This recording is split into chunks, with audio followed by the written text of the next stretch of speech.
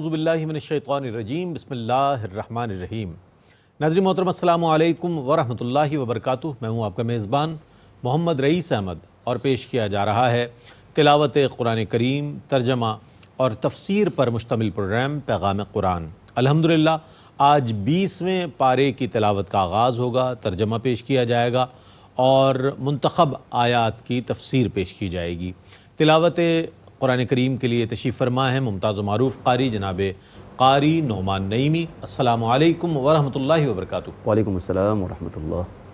اور ناظرین محترم، ان آیات بینات کی تفسیر کے لیے ممتاز و معروف عالم دین استاذ العلماء حضرت علامہ مفتی محمد اسماعیل نورانی صاحب تشریف فرما ہیں۔ السلام علیکم ورحمۃ اللہ وبرکاتہ۔ وعلیکم السلام ورحمۃ اللہ وبرکاتہ۔ ناظرین آئیے تلاوت قرآن کریم کا آغاز کرتے ہیں۔ تلاوت فرما رہے ہیں قاری نعمان نعیمی۔ اعوذ باللہ من الشیطان الرجیم، بسم اللہ الرحمن الرحیم۔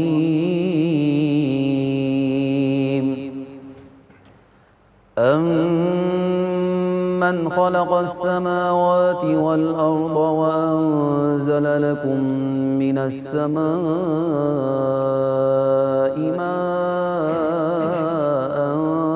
فأنبتنا به حدائق ذات بهجة ما كان لكم أن تنبتوا شجرها أإله مع الله بل هم قوم يعدلون۔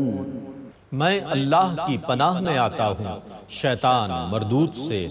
اللہ ہی کے نام سے شروع کرتا ہوں جو نہایت رحم فرمانے والا بہت مہربان ہے۔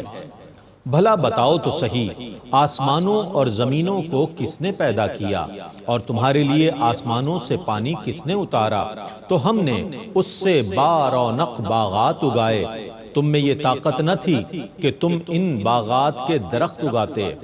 کیا اللہ کے ساتھ اور کوئی معبود ہے؟ نہیں، بلکہ وہ لوگ راہ راست سے تجاوز کر رہے ہیں۔ أَمَّن جَعَلَ الْأَرْضَ قَرَارًا وَجَعَلَ خِلَالَهَا أَنْهَارًا وَجَعَلَ لَهَا رَوَاسِيَ وَجَعَلَ بَيْنَ الْبَحْرَيْنِ حَاجِزًا أَإِلَٰهٌ مَّعَ اللَّهِ بَلْ أَكْثَرُهُمْ لَا يَعْلَمُونَ۔ بتاؤ کس نے زمین کو جائے قرار بنایا اور اس میں دریا رواں دواں کر دیے اور زمین کو برقرار رکھنے کے لیے مضبوط پہاڑ بنا دیے اور دو سمندروں کے درمیان آڑ پیدا کر دی۔ کیا اللہ کے ساتھ کوئی اور معبود ہے؟ نہیں، بلکہ ان میں سے اکثر لوگ نہیں جانتے۔ أَمَّن يُجِيبُ الْمُضْطَرَّ إِذَا دَعَاهُ وَيَكْشِفُ السُّوءَ وَيَجْعَلُكُمْ خُلَفَاءَ الْأَرْضِ أَإِلَٰهٌ مَّعَ اللَّهِ قَلِيلًا مَّا تَذَكَّرُونَ۔ بتاؤ جب بے قرار اس کو پکارتا ہے تو اس کی دعا کو کون قبول کرتا ہے اور کون تکلیف کو دور کرتا ہے اور تم کو زمین پر پہلوں کا قائم مقام بناتا ہے۔ کیا اللہ کے ساتھ کوئی اور معبود ہے؟ تم لوگ بہت کم نصیحت کو قبول کرتے ہو۔ أَمَّن يَهْدِيكُمْ فِي ظُلُمَاتِ الْبَرِّ وَالْبَحْرِ وَمَن يُرْسِلُ الرِّيَاحَ بُشْرًا بَيْنَ يَدَيْ رَحْمَتِهِ أَإِلَٰهٌ مَّعَ اللَّهِ تَعَالَى اللَّهُ عَمَّا يُشْرِكُونَ۔ بتاؤ وہ کون ہے جو تم کو خشکی اور سمندر کی تاریکیوں میں راستہ دکھاتا ہے، اور وہ کون ہے جو اپنی رحمت سے پہلے ہی خوشخبری دینے والی ہوائیں بھیجتا ہے؟ کیا اللہ کے ساتھ کوئی اور معبود ہے؟ اللہ ان سے بہت بلند ہے جن کو وہ اللہ کا شریک قرار دیتے ہیں۔ أَمَّن يَبْدَأُ الْخَلْقَ ثُمَّ يُعِيدُهُ وَمَن يَرْزُقُكُم مِّنَ السَّمَاءِ وَالْأَرْضِ أَإِلَٰهٌ مَّعَ اللَّهِ قُلْ هَاتُوا بُرْهَانَكُمْ إِن كُنتُمْ صَادِقِينَ۔ بتاؤ وہ کون ہے جو ابتداءً مخلوق کو پیدا کرتا ہے پھر اس کو دوبارہ پیدا کرے گا، اور وہ کون ہے جو تم کو آسمان اور زمین سے رزق دیتا ہے؟ کیا اللہ کے ساتھ کوئی اور معبود ہے؟ آپ کہیے اگر تم سچے ہو تو تم اپنی دلیل لاؤ۔ قل لا يعلم من في السماوات والأرض الغيب إلا الله وما يشعرون أيان يبعثون۔ آپ کہیے کہ آسمانوں میں اور زمینوں میں اللہ کے سوا کوئی از خود غیب نہیں جانتا، اور نہ لوگ یہ جانتے ہیں کہ ان کو کب اٹھایا جائے گا۔ بل ادارك علمهم في الآخرة بل هم في شك منها بل هم منها عمون۔ کیا ان کو آخرت کا پورا علم حاصل ہو گیا؟ نہیں، بلکہ وہ اس کے متعلق شک میں ہیں، بلکہ وہ آخرت کے متعلق اندھے بالکل جاہل ہیں۔ وقال الذين كفروا أئذا كنا ترابا وآباؤنا أئنا لمخرجون۔ اور کافروں نے کہا جب ہم اور ہمارے باپ دادا مر کر مٹی ہو جائیں گے تو کیا ہم کو قبروں سے ضرور نکالا جائے گا؟ لقد وعدنا هذا نحن وآباؤنا من قبل إن هذا إلا أساطير الأولين۔ بے شک اس سے پہلے بھی ہم سے اور ہمارے باپ دادا سے یہ وعدہ کیا گیا تھا، یہ صرف پہلے لوگوں کی کہانیاں ہیں۔ قل سیروا فی الارض فانظروا کیف کان عاقبۃ المجرمین۔ آپ کہیے کہ تم زمین میں سفر کرو پھر دیکھو کہ مجرموں کا کیسا انجام ہوا۔ ولا تحزن علیہم ولا تکن فی ضیق مما یمکرون۔ آپ ان کے متعلق غم نہ کریں اور ان کی سازشوں سے تنگ دل نہ ہوں۔ وَيَقُولُونَ مَتَى هَذَا الْوَعْدُ إِن كُنتُمْ صَادِقِينَ۔ اور یہ کافر کہتے ہیں کہ یہ وعدہ کب پورا ہوگا اگر تم سچے ہو۔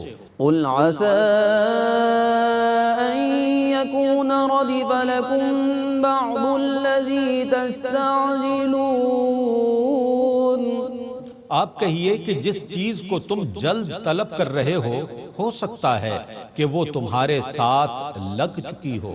وَإِنَّ رَبَّكَ لَذُو فَضْلٍ عَلَى النَّاسِ وَلَكِنَّ أَكْثَرَهُمْ لَا يَشْكُرُونَ۔ اور بے شک آپ کا رب لوگوں پر فضل فرمانے والا ہے، لیکن اکثر لوگ شکر ادا نہیں کرتے۔ وَإِنَّ رَبَّكَ لَيَعْلَمُ مَا تُكِنُّ صُدُورُهُمْ وَمَا يُعْلِنُونَ۔ اور بے شک آپ کا رب ان چیزوں کو ضرور جانتا ہے جن کو یہ اپنے دلوں میں چھپاتے ہیں اور جن کو یہ ظاہر کرتے ہیں۔ وَمَا مِنْ غَائِبَةٍ فِي السَّمَاءِ وَالْأَرْضِ إِلَّا فِي كِتَابٍ مُبِينٍ۔ اور آسمان اور زمین میں جو چیز بھی چھپی ہوئی ہے وہ روشن کتاب لوح محفوظ میں لکھی ہوئی ہے۔ إن هذا القرآن يقص على بني إسرائيل أكثر الذي هم فيه يختلفون۔ بے شک یہ قرآن بنی اسرائیل کے سامنے ان بکثرت چیزوں کو بیان فرما دیتا ہے جن میں وہ اختلاف کرتے ہیں۔ وَإِنَّهُ لَهُدًى وَرَحْمَةٌ لِّلْمُؤْمِنِينَ، اور بے شک یہ قرآن مومنین کے لیے ضرور ہدایت اور رحمت ہے۔ إِنَّ رَبَّكَ يَقْضِي بَيْنَهُم بِحُكْمِهِ وَهُوَ الْعَزِيزُ الْعَلِيمُ۔ بے شک آپ کا رب اپنے حکم سے ان کے درمیان فیصلہ فرما دے گا اور وہ بہت غالب بہت علم والا ہے۔ فَتَوَكَّلْ عَلَى اللَّهِ إِنَّكَ عَلَى الْحَقِّ الْمُبِينِ۔ سو آپ اللہ پر بھروسہ کیجئے، بے شک آپ کھلے ہوئے حق پر ہیں۔ إِنَّكَ لَا تُسْمِعُ الْمَوْتَى وَلَا تُسْمِعُ الصُّمَّ الدُّعَاءَ إِذَا وَلَّوْا مُدْبِرِينَ۔ بے شک آپ مردوں کو نہیں سناتے اور نہ آپ بہروں کو اپنی پکار سناتے ہیں جب وہ پیٹھ پھیر کر جا رہے ہوں۔ وَمَا أَنتَ بِهَادِ الْعُمْيِ عَن ضَلَالَتِهِمْ إِن تُسْمِعُ إِلَّا مَن يُؤْمِنُ بِآيَاتِنَا فَهُم مُسْلِمُونَ۔ اور نہ آپ اندھوں کو ان کی گمراہی سے از خود ہدایت دینے والے ہیں، آپ صرف ان لوگوں کو سناتے ہیں جو ہماری آیتوں پر ایمان لاتے ہیں، سو وہی مسلمان ہیں۔ وَإِذَا وَقَعَ الْقَوْلُ عَلَيْهِمْ أَخْرَجْنَا لَهُمْ دَابَّةً مِّنَ الْأَرْضِ تُكَلِّمُهُمْ أَنَّ النَّاسَ كَانُوا بِآيَاتِنَا لَا يُوقِنُونَ۔ اور جب ان پر ہمارا قول واقع ہو جائے گا تو ہم ان کے لیے زمین سے ایک جانور دابۃ الارض نکالیں گے جو ان سے کلام کرے گا، بے شک لوگ ہماری آیتوں پر ایمان نہیں لاتے تھے۔ وَيَوْمَ نَحْشُرُ مِن كُلِّ أُمَّةٍ فَوْجًا مِّمَّن يُكَذِّبُ بِآيَاتِنَا فَهُمْ يُوزَعُونَ۔ اور جس دن ہم ہر امت میں سے ان لوگوں کے ایک گروہ کو الگ کر لیں گے جو ہماری آیتوں کی تکذیب کرتے تھے۔ حَتَّى إِذَا جَاءُوا قَالَ أَكَذَّبْتُم بِآيَاتِي وَلَمْ تُحِيطُوا بِهَا عِلْمًا أَم مَّاذَا كُنتُمْ تَعْمَلُونَ۔ حتیٰ کہ جب وہ آ جائیں گے تو اللہ فرمائے گا کیا تم نے میری آیتوں کو جھٹلایا تھا حالانکہ تم نے اپنے علم سے ان کا احاطہ نہیں کیا تھا؟ اگر یہ بات نہیں تو پھر تم کیا کرتے رہے تھے؟ وَوَقَعَ الْقَوْلُ عَلَيْهِمْ بِمَا ظَلَمُوا فَهُمْ لَا يَنطِقُونَ۔ اور ان کے ظلم کرنے کی وجہ سے ان پر قول عذاب واقع ہو چکا، سو اب وہ کچھ نہیں بولیں گے۔ أَلَمْ يَرَوْا أَنَّا جَعَلْنَا اللَّيْلَ لِيَسْكُنُوا فِيهِ وَالنَّهَارَ مُبْصِرًا إِنَّ فِي ذَلِكَ لَآيَاتٍ لِقَوْمٍ يُؤْمِنُونَ۔ کیا انہوں نے یہ نہیں دیکھا کہ ہم نے رات ان کے آرام کرنے کے لیے بنائی اور دن کو ہم نے کام کرنے کے لیے روشن بنایا، بے شک اس میں ایمان لانے والوں کے لیے نشانیاں ہیں۔ وَيَوْمَ يُنفَخُ فِي الصُّورِ فَفَزِعَ مَن فِي السَّمَاوَاتِ وَمَن فِي الْأَرْضِ إِلَّا مَن شَاءَ اللَّهُ وَكُلٌّ أَتَوْهُ دَاخِرِينَ۔ اور جس دن سور میں پھونکا جائے گا تو تمام آسمانوں والے اور زمینوں والے گھبرا جائیں گے ماں سوا ان کے جن کو اللہ چاہے، اور سب اس کے سامنے عاجزی سے حاضر ہوں گے۔ وَتَرَى الْجِبَالَ تَحْسَبُهَا جَامِدَةً وَهِيَ تَمُرُّ مَرَّ السَّحَابِ صُنْعَ اللَّهِ الَّذِي أَتْقَنَ كُلَّ شَيْءٍ إِنَّهُ خَبِيرٌ بِمَا تَفْعَلُونَ۔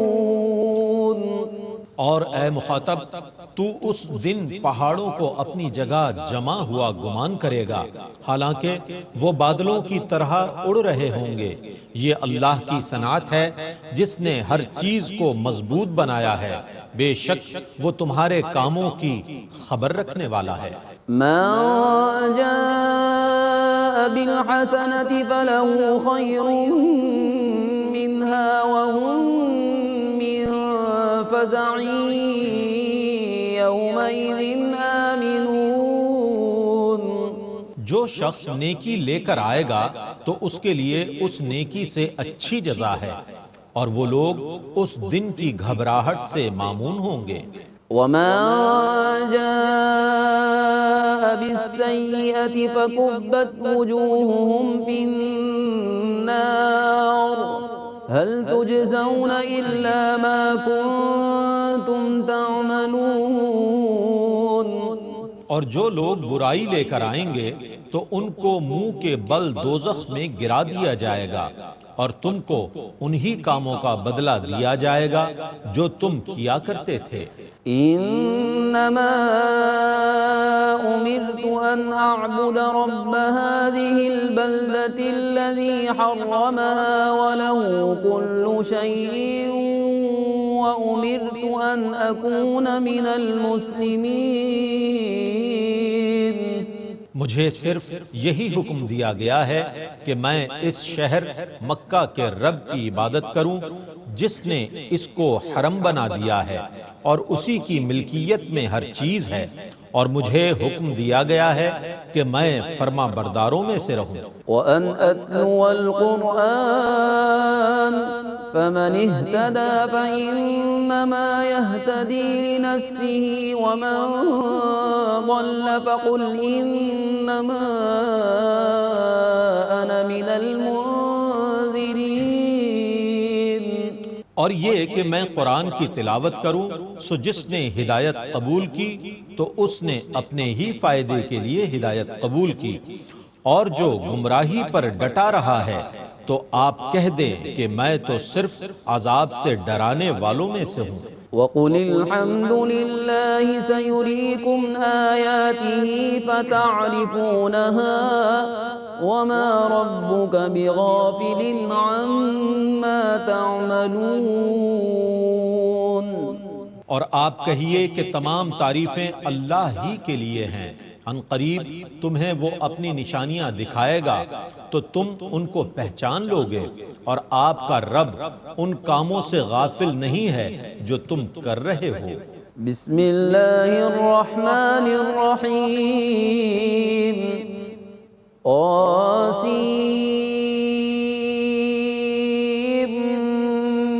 میم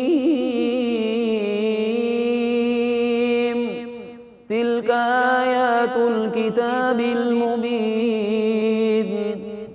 اللہ ہی کے نام سے شروع کرتا ہوں جو نہایت رحم فرمانے والا بہت مہربان ہے۔ طاسیم میم، یہ روشن کتاب کی آیتیں ہیں۔ نتلو علیک من نبأ موسیٰ وفرعون بالحق لقوم یؤمنون۔ ہم آپ کے سامنے موسیٰ اور فرعون کی برحق خبریں ان لوگوں کے لیے تلاوت کرتے ہیں جو ایمان لانے والے ہیں۔ إن فرعون علا في الأرض وجعل أهلها شيعا يستضعف طائفة منهم يذبح أبناءهم ويستحيي نساءهم إنه كان من المفسدين۔ بے شک فرعون اپنے ملک میں سرکش تھا اور اس نے وہاں کے لوگوں کو گروہوں میں بانٹ رکھا تھا۔ وہ ان میں سے ایک گروہ کو کمزور قرار دے کر ان کے بیٹوں کو ذبح کر دیتا تھا اور ان کی عورتوں کو زندہ چھوڑ دیتا تھا۔ بے شک وہ فساد کرنے والوں میں سے تھا۔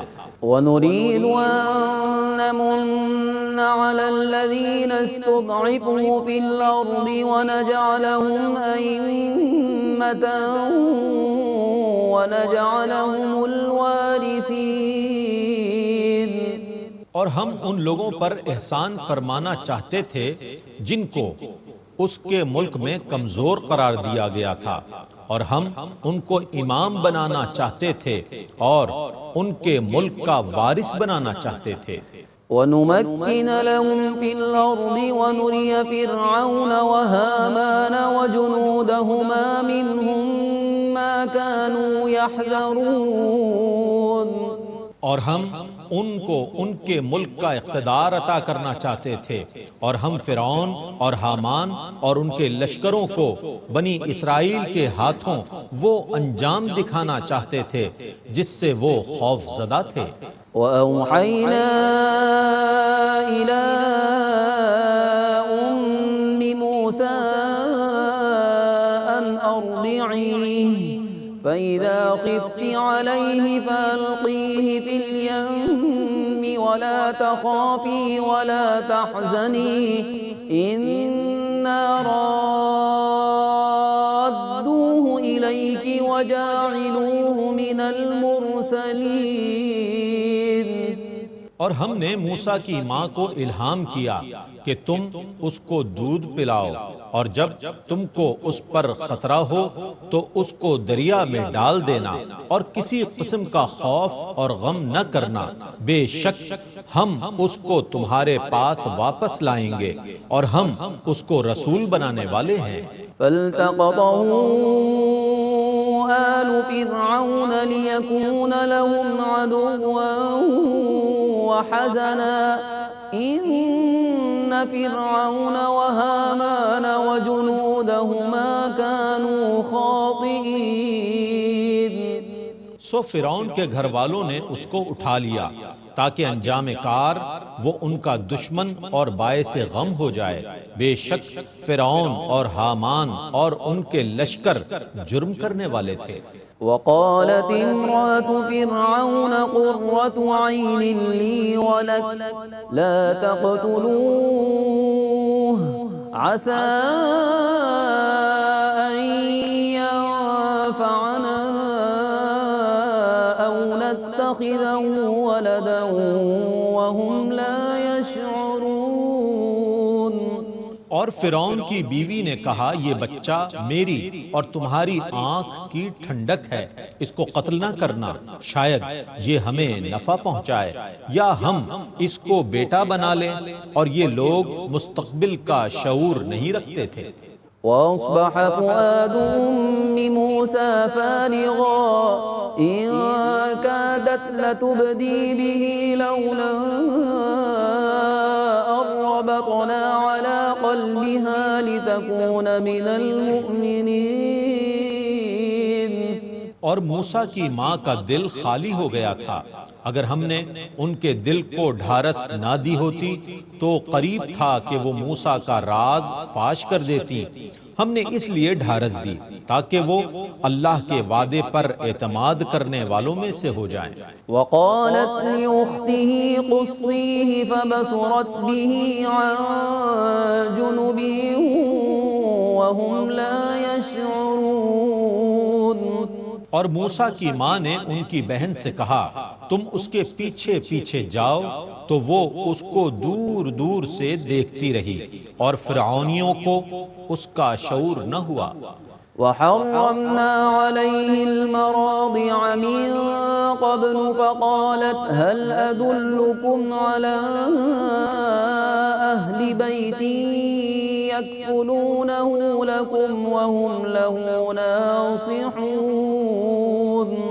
اور ہم نے اس کے پہنچنے سے پہلے موسیٰ پر دودھ پلانے والیوں کا دودھ حرام کر رکھا تھا، سو وہ کہنے لگی آیا میں تمہیں ایسا گھرانہ بتاؤں جو تمہارے اس بچے کی پرورش کرے اور وہ اس کے لیے خیر خواہ ہو؟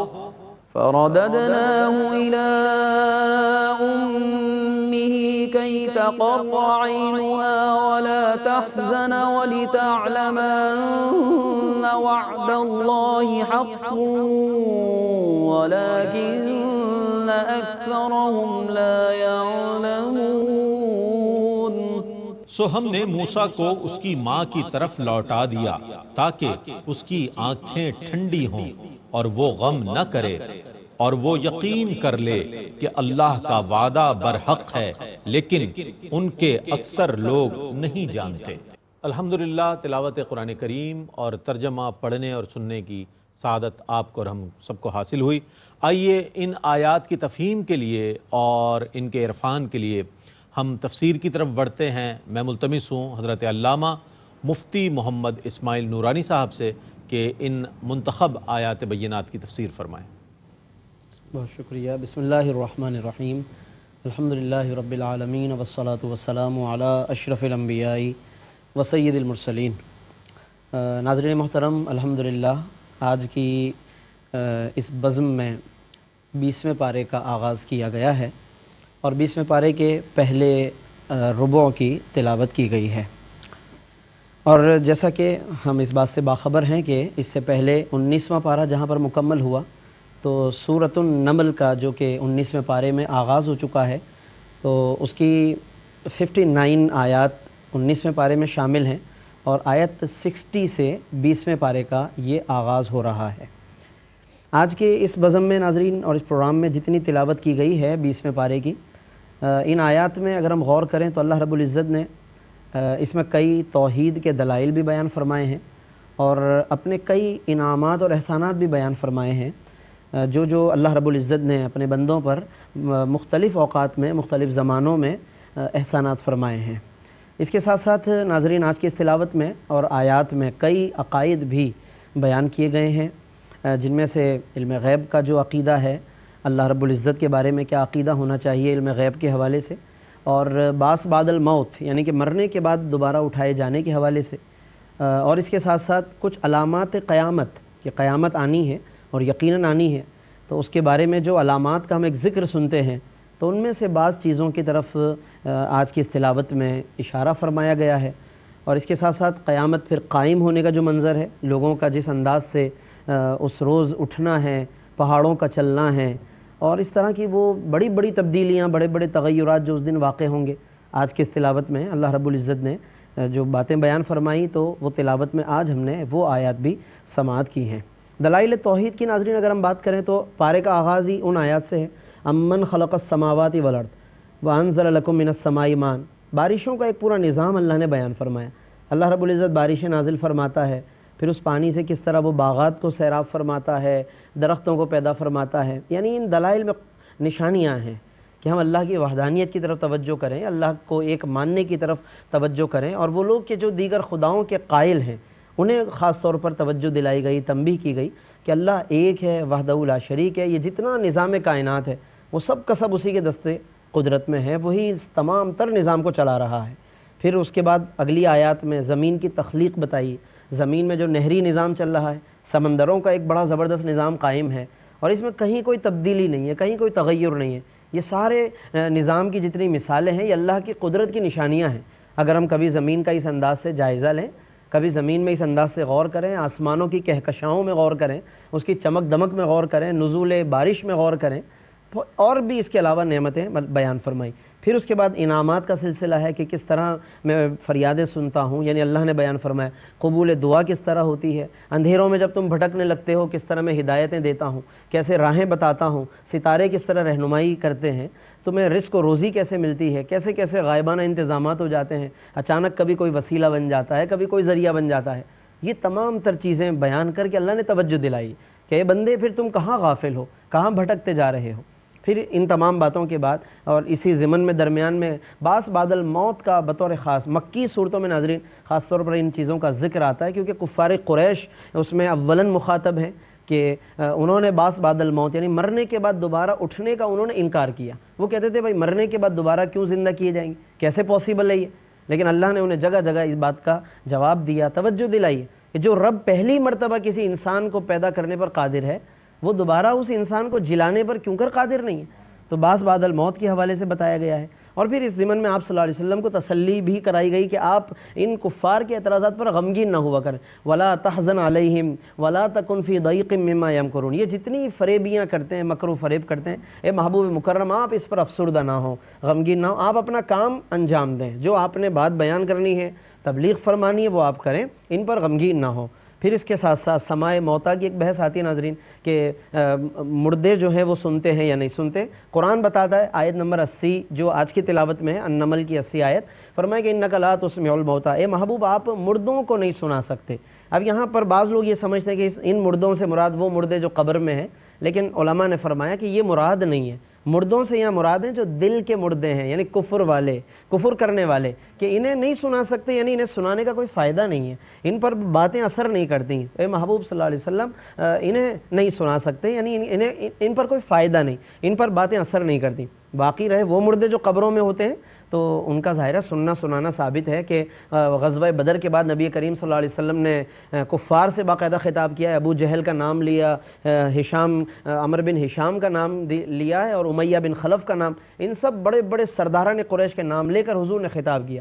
صحیح مسلم کی احادیث اور دیگر کتب کی حدیثیں موجود ہیں اس پر کہ وہ سنتے ہیں باقاعدہ۔ حضرت عمر فاروق عرض کرنے لگے یا رسول اللہ آپ ان مردوں سے بات کر رہے ہیں؟ حضور نے فرمایا ما انتم باسمع منہم، کہ تم لوگ ان سے زیادہ سننے والے نہیں ہو، مطلب یہ زیادہ سن رہے ہیں اس وقت۔ تو سماع ثابت ہے، سننا ان کا ثابت ہے، اور جب ایک عام مردوں کا بلکہ کفار کا یہ حال ہے تو اہل ایمان کا پھر کیا کہنا؟ پھر اہل ایمان میں جو بزرگان دین ہیں ان کا کیا کہنا؟ بزرگان دین کے سے بڑھ کر پھر انبیاء، اور انبیاء میں سید الانبیاء کا پھر کیا کہنا کہ جس کا جتنا مرتبہ ہے اللہ اسے اتنی زیادہ قوت عطا فرماتا ہے، اور ان کی قوتوں میں برکت ہوتی رہتی ہے۔ اس کے علاوہ اسی میں جیسے ہم نے شروع میں ذکر کیا کہ علامات قیامت میں بعض چیزوں کا ذکر ہے، جیسے خروج دابہ ایک علامت ہے ناظرین، جب قیامت قریب آئے گی کئی علامتیں ظاہر ہو چکی ہوں گی۔ ایک علامت ہے کہ ایک دابہ یعنی ایک جانور کا ظہور ہوگا۔ سنن ابن ماجہ میں اس کے بارے میں پوری حدیث موجود ہے کہ ایک جانور ظاہر ہوگا، ایک جگہ سے وہ برآمد ہوگا قدرتی طور پر، اور وہ ایک اس کے پاس عصائے موسیٰ ہوگا، انگشت تری سلیمان ہوگی، حضرت سلیمان کی انگوٹھی حضرت موسیٰ علیہ السلام کا عصا ہوگا، اور انگشت تری سے وہ کفار کی ناک پر ایک دھبا لگائے گا، عصائے موسیٰ سے مسلمانوں کی پیشانی پر ایک نورانی نشان لگائے گا، اور یہاں سے اس دن سے پھر واضح ہو جائے گا کہ یہ مسلمین ہیں، یہ غیر مسلمین ہیں، یعنی بالکل طے کر دیا جائے گا۔ اور بعض علماء نے لکھا کہ اس کے بعد پھر جو مسلمان ہیں پھر وہ مسلمان ہی رہیں گے، جو کفر پر ہیں وہ کفر پر رہیں گے، یعنی یہ وہ قرب کی علامات ہے کہ بالکل قیامت نزدیک ہو جائے گی۔ تو اس کا بھی آج کی اس تلاوت میں ذکر ہوا ہے کہ اخرجنا لہم دابۃ من الارض، ہم نکالیں گے ایک جانور ان کے لیے زمین سے، تکلمہم، جو ان سے باتیں کرے گا، ان الناس کانوا بآیاتنا لا یوقنون۔ تو علامات قیامت کو بھی ناظرین ہمیں پڑھنا چاہیے تاکہ ہمیں عبرت حاصل ہو۔ اور اس کے علاوہ اس میں اللہ رب العزت نے کچھ ایسی چیزوں کا حکم بھی فرمایا کہ جو نبی کریم صلی اللہ علیہ وسلم سے ان باتوں کا ذکر کروایا گیا کہ آپ فرمائیں کہ مجھے میرے رب نے ان باتوں کا حکم فرمایا ہے۔ ان میں 91 اور 92 یعنی آج کی تلاوت میں النمل کی آیت نمبر 91 اور 92، ان میں چند چیزوں کا حکم، انما امرت ان اعبد رب هذه البلدہ، مجھے حکم ہے کہ میں رب کی عبادت کروں، اللہ کے نبی سے کہلوایا جا رہا ہے۔ تو پھر ہر انسان کو سوچنا چاہیے کہ اسے کس کی عبادت کرنی چاہیے۔ اللہ کا نبی، اتنا عظیم الشان منصب و مقام کا حامل نبی بھی اللہ کے حضور سربہ سجود ہے، تو پھر ہر انسان کو اللہ کا مطیع و فرما بردار ہونا چاہیے، اطاعت عبادت اور تلاوت، آج کی اس تلاوت میں یہ تین باتیں خاص طور پر حکم کے تحت بیان کی گئی، وَأَنْ أَتْلُوَ الْقُرْآنَ، اور مجھے حکم ہے کہ میں تلاوت کروں قرآن کی۔ تو تلاوت ہمارا فریضہ ہونا چاہیے، ہماری روز کی روٹین میں ناظرین ہونا چاہیے، اور تلاوت بھی اس انداز سے کہ جس میں غور کریں۔ یہ پروگرام بھی ناظرین اسی لیے سجایا گیا ہے کہ اس میں ترجمہ بھی ہے، تلاوت بھی ہے اور تفسیر بھی ہے، تو کاش کہ ہمارے اندر ایک ذوق اور ایک شوق پیدا ہو۔ تو یقیناً جب تلاوت ہوگی سمجھ کر تو عبادت بھی ہوگی اور اطاعت بھی اس کے ساتھ ساتھ ہوگی۔ ناظرین آج کی اس تلاوت میں اس کے ساتھ ساتھ سورۃ القصص بھی شروع کی گئی ہے، یعنی کہ جو آج کا ربع ہے اس میں سورۃ القصص کا آغاز ہوا ہے، جس کے کل 9 رکوع ہیں، 88 آیات ہیں، جن میں سے آج چند آیتیں پڑھی گئیں، پھر انشاءاللہ اگلے پروگرام میں مزید سورۃ القصص کی تلاوت کی جائے گی۔ اس میں بیشتر جو آیتیں ہیں ناظرین سورۃ القصص کی، حضرت موسیٰ علیہ السلام اور فرعون کے واقعے کا تذکرہ ہے، اور اس میں بڑی ڈیٹیل سے اللہ نے وہ واقعات بیان کیے کہ حضرت موسیٰ علیہ السلام پیدائش کے بعد کس طرح سے وہ فرعون کے محل تک پہنچے ہیں۔ ایک طرف فرعون نے قتل عام کا بازار گرم کیا ہوا ہے کہ جو بچے ہیں انہیں قتل کر دیا جائے، اور ایسے میں اللہ رب العالمین کس طرح اپنے پیغمبر حضرت موسیٰ کی حفاظت فرماتا ہے، اور پھر اسی کے گھر میں پرورش ہوتی ہے۔ حضرت موسیٰ علیہ السلام کی پرورش کہاں ہو رہی ہے؟ فرعون کے گھر میں۔ وہ فرعون کے جو تلا ہوا ہے سب کو ذبح کرنے پر، اسی کے زیر سایہ حضرت موسیٰ علیہ السلام بی بی آسیہ کے پاس پرورش پا رہے ہیں۔ یہ ناظرین آج کی اس تلاوت میں یہ ساری باتیں ہیں کہ طاسیم میم تلک آیات الکتاب المبین نتلو علیک من نبأ موسیٰ وفرعون بالحق لقوم یؤمنون، یہ تمام باتیں اللہ نے ابتدا میں ہی فرما دیا کہ اے محبوب ہم آپ پر موسیٰ اور فرعون کا واقعہ بیان کر رہے ہیں۔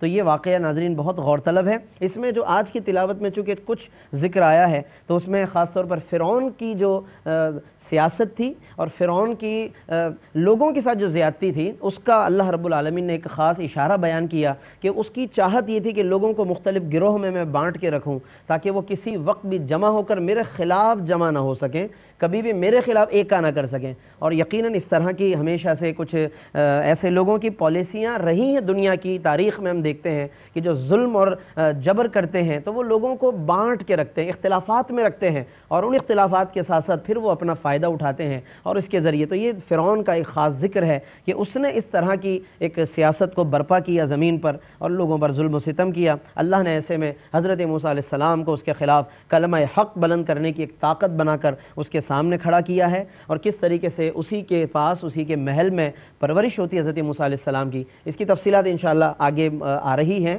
اگلا ربع یعنی اگلا حصہ جب ہم انشاءاللہ اگلے پروگرام میں تلاوت کریں گے اور آپ حضرات سماعت کریں گے اس کا ترجمہ، اس میں انشاءاللہ تفسیر میں پھر احوال آئیں گے اس بات کے کہ حضرت موسیٰ علیہ السلام نے کس طرح سے پھر اپنا وقت وہاں پہ گزارا ہے، کیا ان کے ساتھ واقعات پیش آئے، کیسے وہ فرعون کے سامنے کھڑے ہوئے ہیں، اور کس طرح انہوں نے بنی اسرائیل کی نجات کا وہ ذریعہ بنے ہیں، اور فرعون کس طرح اپنے انجام سے پھر دوچار ہوا ہے۔ انشاءاللہ اس کا ذکر آئے گا۔ اللہ رب العزت سے ہم دعا کرتے ہیں کہ رب کریم ہمیں قرآن کریم میں غور کرنے، اس کو سمجھنے، اور پھر اس کے ساتھ ساتھ جو ہمارے لیے نصائح ہیں اللہ رب العزت ہمیں اس پر عمل کرنے کی توفیق عطا فرمائے۔ آمین۔ وآخر دعوانا ان الحمدللہ رب العالمین۔ ماشاءاللہ، جزاک اللہ مفتی صاحب، بہت خوبصورت انداز میں حضرت قبلہ مفتی محمد اسماعیل نورانی صاحب آیات بینات کی تفسیر بیان فرما رہے تھے۔ ناظرین گرامی، اللہ رب کریم کی بارگاہ میں دعا ہے کہ اللہ تعالیٰ ARYQ TV کی اس کوشش، اس کاوش کو اپنی بارگاہ میں قبول فرمائے، ہمیں اسلام پر زندگی عطا فرمائے، ایمان پر موت عطا فرمائے، اور بروز حشر نبی مکرم صلی اللہ علیہ وآلہ وسلم کی شفاعت سے بہرہ مند فرمائے۔ اس کے ساتھ ہی اپنے میزبان محمد رئیس احمد کو اجازت دیجیے۔ اللہ حافظ۔